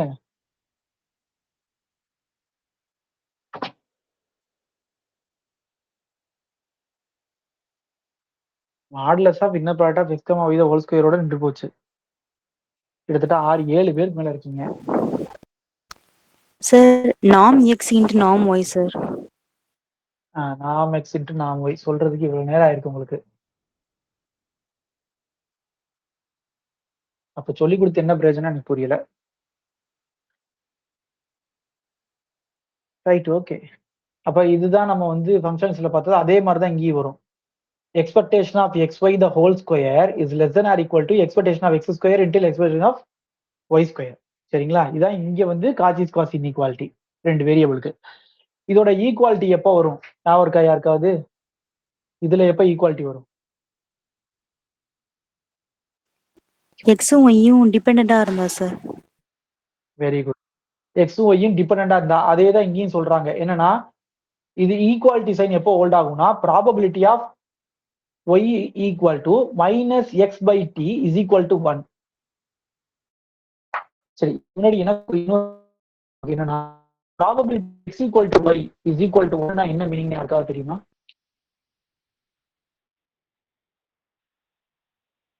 Probability of X equal to Y is equal to 1 என்ன மீனிங்?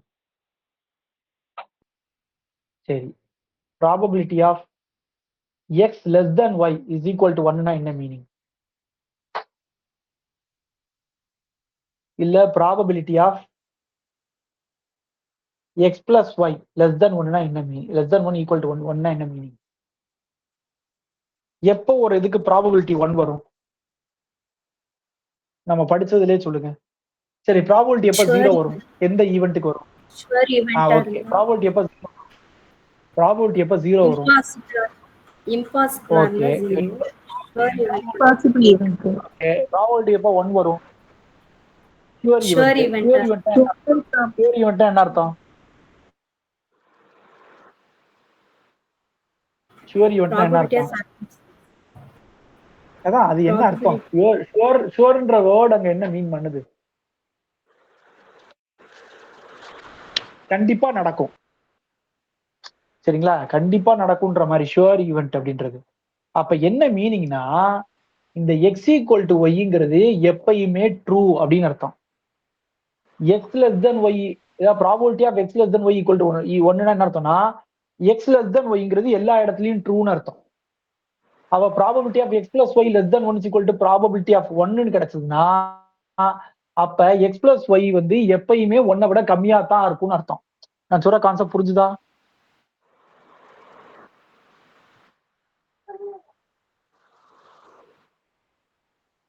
சரியா? இப்ப வாங்க, அப்ப இதுக்கு என்ன மீனிங்? இதுக்கு என்ன மீனிங்? அப்ப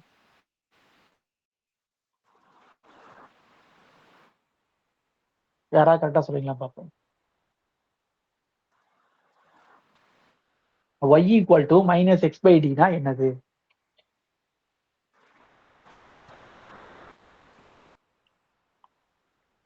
எக்ஸ் பை 6 பிளஸ் ஒய். அது 6 டி. சரிங்களா? y equal to X minus சரி y equal to X minus X by T. Okay okay. யாராவது ஒரு ஆள் சொல்லுங்க பாப்போமே, இது என்ன மீன் பண்ணுது? y equal to minus X by T. Okay, இங்க எப்ப ஈக்குவாலிட்டி வரும்னு சொன்னாங்க? டிபெண்டண்டா இருக்கு. டிபெண்டன்ட்னா என்ன மீனிங்? டிபெண்டன்ட்னா என்ன மீனிங்? ரெண்டு இருக்கு, இந்த ரெண்டு ஒண்ணுக்கு ஒண்ணு டிபெண்டன்ட்னா என்ன அர்த்தம்?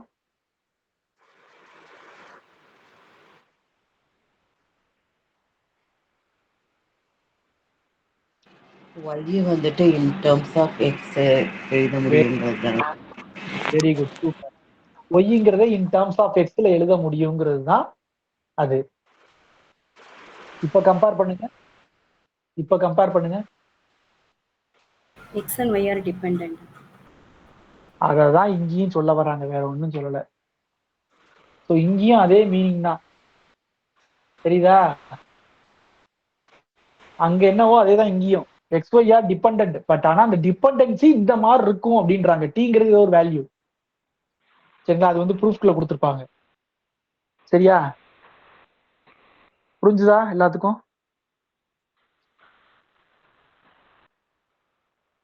Okay right. அடுத்தது அதே இது அப்புறம் வந்து என்ன சொல்றாங்கன்னா, இப்ப எக்ஸ்ன்ற ரேண்டம் வேரியபிள் வந்து x1ல இருந்து xn வரைக்கும் எடுக்குது, ஒய்ன்ற ரேண்டம் வேரியபிள் வந்து y1ல இருந்து y2 வரைக்கும் எடுக்குது. இங்க வந்து எக்ஸ்பெக்டேஷன் வச்சு எக்ஸ்பிளைன் பண்ணாங்க. சரிங்களா? இங்க வந்து அது இன்இக்வாலிட்டியா எக்ஸ்பிளைன் பண்ணிருக்காங்க. அப்ப இன்இக்வாலிட்டியில எப்ப ஈக்குவாலிட்டி ஹோல்ட் ஆகும்னா அதோட ரேஷியோ வந்து கான்ஸ்டன்டா இருக்கும் போது. இது எங்க பாத்திருக்கீங்க? இது எங்க பாத்திருக்கீங்க? ரேஷியோ வந்து கான்ஸ்டன்டா இருக்கணும்ன்றது எங்க பாத்திருக்கீங்க? சரி, எந்த சப்ஜெக்ட்ல பாத்திருக்கீங்க? அதை மட்டும் சொல்லுங்க. காம்ப்ளெக்ஸ். காம்ப்ளெக்ஸ்ல பாத்திருக்கீங்களா? காம்ப்ளெக்ஸ்ல எங்க பாத்திருக்கீங்களா தெரியுமா?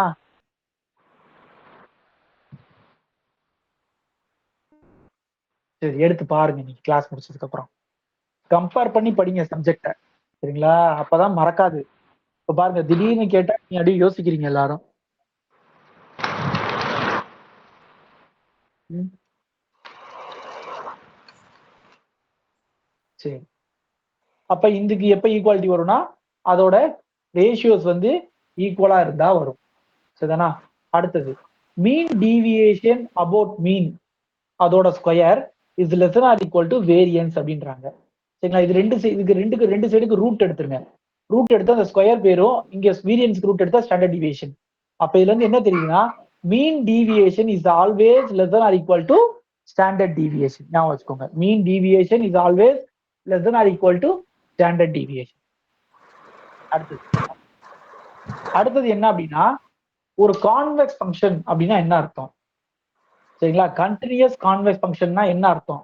இங்க ஏன் கண்டினியூஸ் கொடுத்துருக்காங்கன்னா அந்த ஃபங்க்ஷன் வந்து கண்டினியூஸ், அதனால கண்டினியூஸ் கான்வெக்ஸ் ஃபங்க்ஷன் சொல்றாங்க. ஆனா ஜென்ரலா கான்வெக்ஸ் ஃபங்க்ஷன்னா என்ன அப்படின்னா, அதை ஒரு இன்டர்வல்ல பேசணும். ஃபர்ஸ்ட் விஷயம், அந்த இன்டர்வல்ல என்ன கண்டிஷன் சாட்டிஸ்ஃபை பண்ணணும்னா, எந்த ரெண்டு பாயிண்ட் எடுத்தாலும் அதோட ஆவரேஜ் பாயிண்ட் அதுக்குள்ளதான் இருக்கும். இது வந்து ட்ரூ.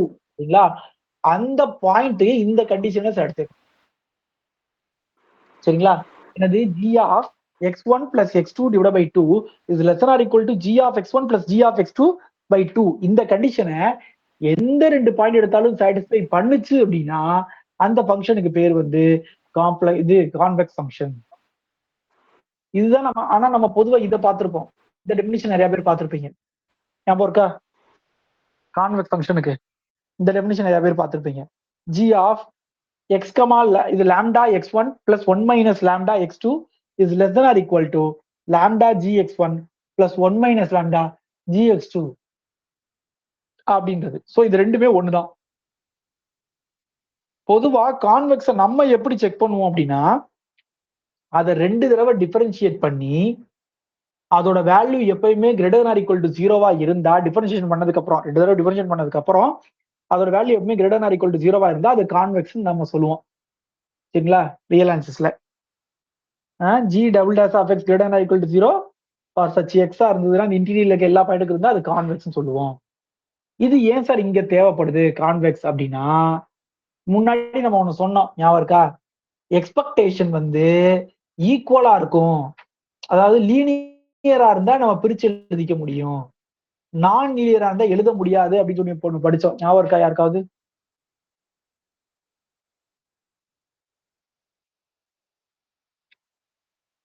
ஒரு 4 எக்ஸாம்பிள் எழுதியிருப்போம். ஏதாவது ஒரு எக்ஸாம்பிள் யாராவது சொல்லுங்க.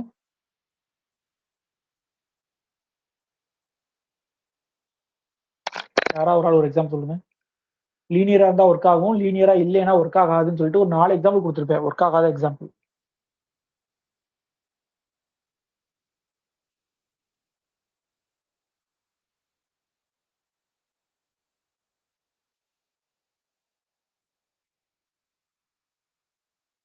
மெட்டீரியலை புரட்டி பார்க்கலையா? Expectation of 1 by x is not equal to 1 by expectation of x. Expectation of log x not equal to log of expectation of x. எழுதிருக்கோமா இல்லையா நம்ம மெட்டீரியல்ல?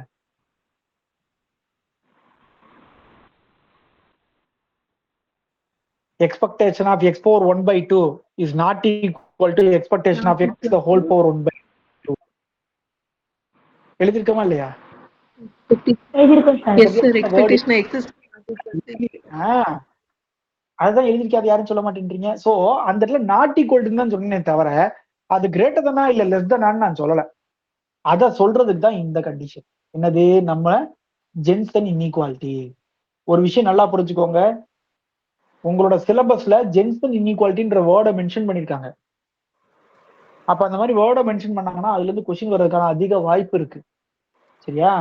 சரி, ஜென்சன் இன்இக்வாலிட்டி என்ன சொல்றாங்க பாருங்க.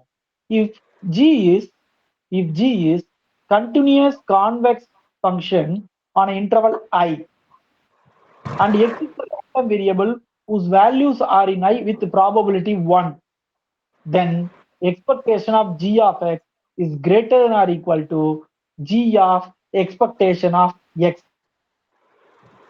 அப்ப கான்வெக்ஸ் ஃபங்க்ஷன் இப்படி ஞாபகம் வச்சுக்கோங்க. கான்வெக்ஸ் ஃபங்க்ஷன் கண்டிஷன் என்னது?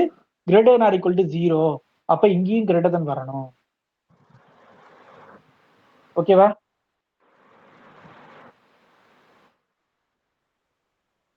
இதுல இந்த ப்ராபபிலிட்டி 1ன்றது ஏன் கொடுத்திருக்காங்க அப்படின்னா, அந்த ரேண்டம் வேரியபிள் வந்து இந்த இன்டர்வலுக்குள்ளேயே மொத்த ப்ராபபிலிட்டியும் வச்சிருக்கணும் அப்படின்றத ஒரு கண்டிஷனா கொடுத்திருக்காங்க. வேற ஒண்ணும் இல்ல. சரியா? ரைட். சரி, இதே இது அப்ப கான் கேவா இருந்தா என்ன வரணும்? கான் கேவா இருந்தா G double dash of X is less than or equal to 0 இங்க வரணும். இந்த இடத்துல என்ன வந்துரும்? less than or equal to வந்துரும். புரிஞ்சுதா?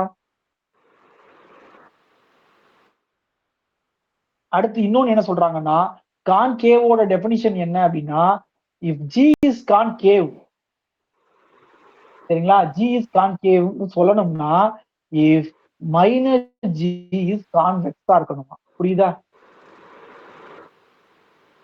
கான்கேவோட டெபினிஷனே இவங்க என்ன சொல்றாங்க அப்படின்னா, அதோட மைனஸ் வேல்யூ வந்து கான்வெக்ஸா இருந்ததுன்னா அதுக்கு பேரு கான்கேவ். இதா இருக்கு பாருங்க. புரிஞ்சுதா? சோ கராரி டு ஜென்சன் இன்இக்வாலிட்டி அதே இது கான்கேவுக்கு சொல்லியிருப்பாங்க. அதே இது எதுக்கு சொல்லியிருப்பாங்க? கான்கேவுக்கு சொல்லியிருப்பாங்க. Less than or equal to மாறிடுச்சா கான்கேவுக்கு? சரி, இது முன்னாடி நம்ம பார்த்தோம். இது இது என்ன முன்னாடி நம்ம பார்த்தோம்ல, ஈக்குவாலிட்டி எப்ப கிடைக்கும்? ஒரு expectation of G of X is equal to G of expectation of X எப்ப கிடைக்கும் அப்படின்னா என்ன சொன்னேன்? லீனியரா இருந்தா அப்படின்னு சொன்னேன். இவங்க அதை எப்படி சொல்றாங்க பாருங்க. லீனியரா இருக்கிற இடத்த ஃபுல்லா கலெக்ட் பண்ணீங்கன்னா அதோட ப்ராபபிலிட்டி என்ன வரணுமா? 1 வரணும். புரியுதா? நான் முன்னாடி சொன்னது equal to probability value equal to 1 வந்தாலும் என்ன அர்த்தம்? எல்லா இடத்துலயும் அப்படித்தான் இருக்குன்னு அர்த்தம். ஆல்மோஸ்ட் அப்படின்ற மாதிரி அர்த்தம். இத பின்னாடி நம்ம படிப்போம், நிறைய இடங்கள்ல படிக்க போறோம். இதை தனியாவே படிப்போம். இந்த விஷயத்த இந்த விஷயத்த ஒரு 2-3 விதமா படிப்போம் நம்ம பின்னாடி. சரிங்களா? நல்லா புரிஞ்சுக்கோ. சரி, இப்ப இதை விட்டுருங்க. இதை பார்த்துக்கினா நீங்க கரெக்டா ஆன்சர் சொல்லிருக்கீங்க. ஃபர்ஸ்ட் எக்ஸ் ஸ்கொயருக்கு செக் பண்ணுவோமா? எக்ஸ் ஸ்கொயருக்கு என்ன செக் பண்ண போறோம் நம்ம? எக்ஸ்பெக்டேஷன் ஆஃப் எக்ஸ் ஸ்கொயரும் expectation of X the whole ஸ்கொயரும் எப்படி இருக்கும்? சரிங்களா? அப்ப என்ன பண்ணணும்? எக்ஸ் ஸ்கொயரை ஒரு தடவை டிஃபரன்ஷியேட் பண்ணா 2x, 2 தடவை டிஃபரன்ஷியேட் பண்ணா 2, which is strictly greater than 0. அப்ப இங்க greater than or equal to போடுவீங்களா, less than or equal to போடுவீங்களா?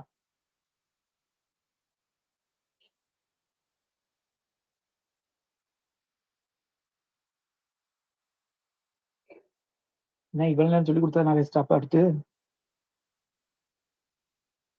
இப்ப இதுதான் g of x. இந்த g double dash of x தான் இந்த 2. அப்ப expectation of g of x இந்த side g of expectation of x இங்க கிரேட்டர் than வந்தா இங்க என்ன போட சொல்லியிருக்கேன்?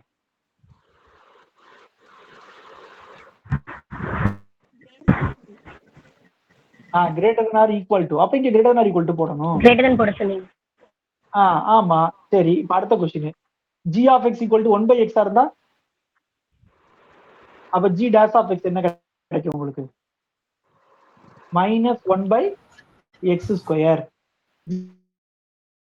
g double dash of x என்ன கிடைக்கும் உங்களுக்கு? 2/x cubes. 2/x cube. அப்ப இது வந்து கிரேட்டர் தனா இல்ல லெஸ் தனான்னு எப்ப முடிவாகும் அப்படின்னா, x வந்து கிரேட்டர் than 0 நான் எடுத்துக்கிட்டேன் அப்படின்னா இது என்னவாகும்? கிரேட்டர் than 0 ஆகும். கரெக்ட் தானே? இல்லைன்னா எக்ஸோட வேல்யூ எனக்கு என்னன்னு தெரியாது இல்ல. ஸோ இந்த ரெண்டு கண்டிஷனும் சேரும் போது இது கிரேட்டர் than 0. அப்ப நீங்க என்ன எழுதுவீங்க? Expectation of 1/x is greater than or equal to 1 expectation of x. கரெக்டா?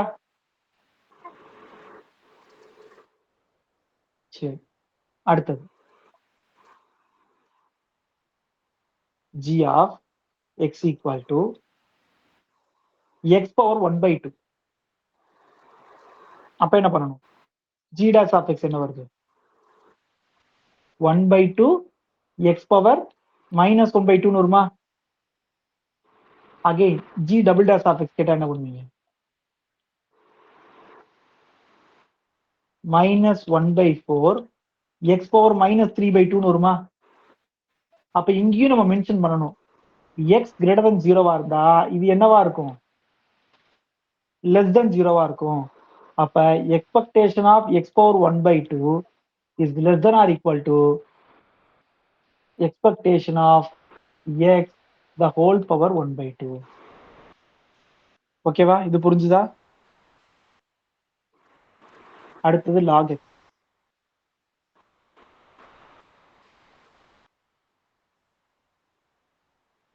சரி, அப்ப g of x equal to log x. அப்ப g dash of x என்ன கிடைக்கும்? log x பண்ணா 1/x. 1/x. அப்ப g double dash of x பண்ணா என்ன கிடைக்கும்? minus minus 1/x. 1/x. சரி, இதே இது x நான் greater than 0ன்னு கொடுத்தா இது less than 0. அப்ப என்ன எழுதுவீங்க? expectation of log x is less than or equal to log of expectation of x. புரிஞ்சுதா எல்லாத்துக்கும்? Yes, sir. சரி, எனக்கு இப்ப என்னோட கேள்வி பதில் சொல்லுங்க. இதே இது இந்த கொஸ்டின்ல நான் x less than 0ன்னு கொடுத்தா என்ன ஆகும்?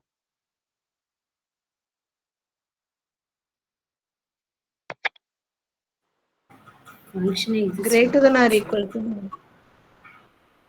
நல்லா பாருங்க.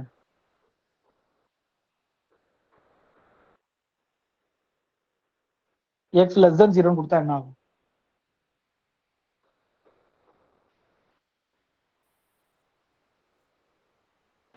அப்பவும் Sir, log இது வந்து less than 0 தான் வரும் sir. d double dash of x.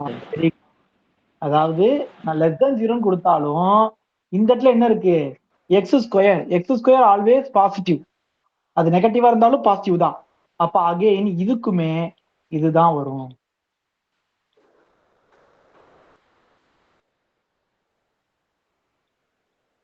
புரிஞ்சுதா எல்லாத்துக்கும்?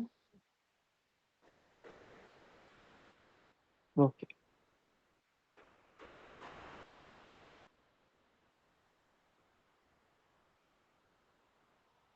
அடுத்தது மொமெண்ட்ஸ். மேல என்ன இருக்கா? சரி, இதுல இருந்து இன்னொரு ரிசல்ட் டெரைவ் பண்ணிருக்காங்க. இந்த 5வதுல இருந்து இந்த லாக்ல இருந்து இன்னொரு ரிசல்ட் டெரைவ் பண்ணிருக்காங்க. என்னன்னா அது வந்து டெரிவேஷன் உள்ள டிஃபைன் பண்ணிருக்காங்க. நம்ம அதெல்லாம் தேவையில்ல, ஜஸ்ட் தெரிஞ்சு வச்சுக்குவோம். Geometric mean is less than or equal to arithmetic மீன். சரிங்களா? ஜாமெட்ரிக் மீனுங்கிறது எப்பவுமே கம்மியா இருக்கும், அரித்மெட்டிக் மீனுங்கிறது எப்பவுமே எப்படி இருக்கும்? அதிகமா இருக்கும். அதை எக்ஸ்பிளனேஷன் தான் இதுல கொடுத்துருக்காங்க. ஜாமெட்ரிக் மீனோட எக்ஸ்பிளனேஷன் அண்ட் அரித்மெட்டிக் மீனோட எக்ஸ்பிளனேஷன்.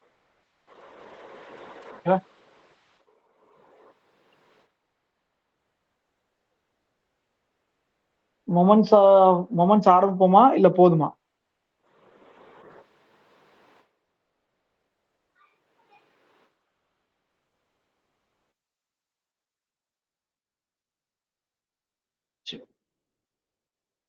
அப்ப இன்னைக்கு இதோட முடிச்சுக்கலாம். நாளைக்கு வந்து